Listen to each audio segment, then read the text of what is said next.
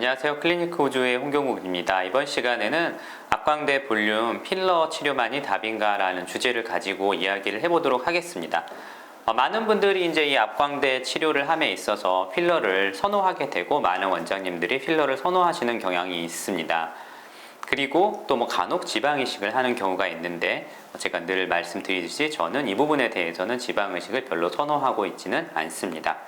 그런데 필러가 가장 안전하고 좋기는 한데 도대체 왜 많은 분들이 필러하고 시간이 지나니까 어색해졌어요. 필러가 움직여요. 너무 부자연스러워요.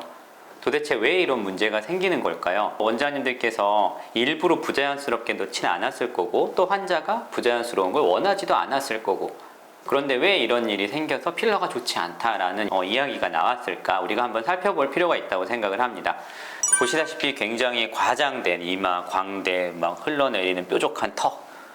이제 우리가 흔히 얘기했을 때 과다 주입 신드롬, 오버 인젝션 신드롬 이렇게 이야기를 하는데 이런 얼굴이 나타나게 됩니다.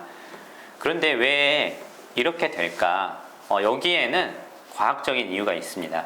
자, 제가 흔히 설명을 풍선에 비유해서 많이들 하는데요. 이 그림을 보면서 한번 생각을 해보도록 하겠습니다. 새 풍선입니다. 그래서 이 풍선을 불어서 이 정도의 모양을 만들었다. 이게 이제 우리의 원래 볼륨이라고 생각을 해봅시다. 보시는 것처럼 시간이 지나면 우리는 볼륨이 쓱 빠지게 됩니다. 그래서 바람이 쑥 빠지게 되죠. 그래서 볼륨이 이제 빠지게 된다고 했을 때 예를 들면 이거와 같은 비슷한 볼륨을 가지고 있는 풍선이 이제 볼륨이 쓱 나이가 들면서 이렇게 빠졌다고 생각을 해봅시다.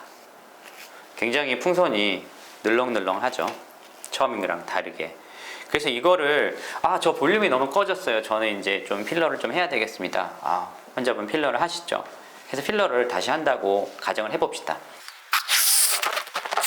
제가 두 번째 풍선을 불었을 때에는 이 처음의 풍선보다는 아무래도 이 탄력이 떨어지게 됩니다. 왜냐? 얘는 이미 한번 늘어났던 애이기 때문이죠. 그래서 같은 탄력을 주기 위해서는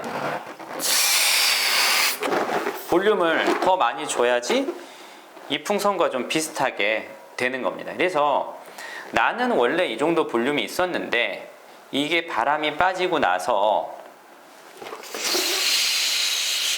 피부의 탄력이 꺼지고 볼륨이 쳐지니까 볼륨을 넣다 보면은 이 정도로는 여전히 탄력이 떨어져 있는 거예요. 그래서 원래대로의 그런 탄력 있는 모양을 만들게 되면 이렇게 과다하게 주입이 돼서 내 원래 볼륨보다는 훨씬 큰 볼륨이 주입이 되게 되는 거죠. 이게 제가 생각했을 때 오버 인젝션이라고 하는 이런 문제의 가장 큰 원인이라고 생각을 합니다. 그래서 이거를 어떻게 개선을 해야 될까라고 생각을 한다면 늘어진 풍선을 탄탄하게 하고 볼륨을 준다고 하면 우리가 예전보다 더 볼륨을 많이 넣을 필요 없이 젊었을 때와 비슷한 볼륨만으로도 아름다운 결과를 만들 수가 있겠죠. 그래서 제가 생각했을 때 탄력을 줘야 된다.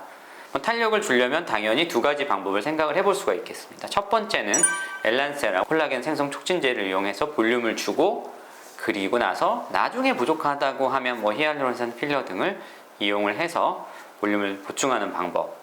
두 번째는 실루엣 소프트라고 해서 리프팅 실이지만 콜라겐을 만들 수 있는 그러한 실루엣 소프트를 사용을 해서 피부의 탄력을 개선하고 그리고 나서 필러 등을 이용하는 방법. 이 두 가지 방법 아니면 레이저 치료를 해서 얼굴을 탄탄하게 하고 그리고 나서 필러를 하는 방법 아니면 저희 병원에서 사용하고 있는 자가엑소좀 등을 이용해서 피부를 재생시키고 나서 필러를 하는 방법.